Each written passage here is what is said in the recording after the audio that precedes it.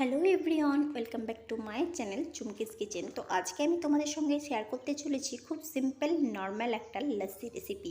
আশা করছি এই নর্মাল লাস্সি তোমাদের খুবই ভালো লাগবে। যদি এই রেসিপিটা তোমাদের ভালো লাগে তো অবশ্যই একটা লাইক করো, আর যারা আমার চ্যানেলটিকে সাবস্ক্রাইব করোনি প্লিজ সাবস্ক্রাইব করে পাশে থেকো।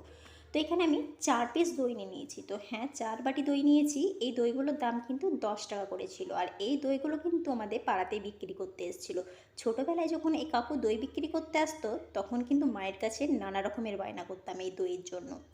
তো আজকে আমি ওনার কাছ থেকে 4 বাটি দই নিয়ে নিয়েছি। তো এখন আমি দইগুলো একটা মিক্সার গ্রাইন্ডারে নিয়ে নিচ্ছি। তো তোমাদেরকে আমি বলি যে আমি কিন্তু আর এই ব্রড ভিডিও বানাবো না। তোমরা অনেকেই আমাকে কমেন্ট করেছো যে তোমরা কেন ভিডিও দিচ্ছ না। তো আসল কারণটা আমি তোমাদের বলে দিই।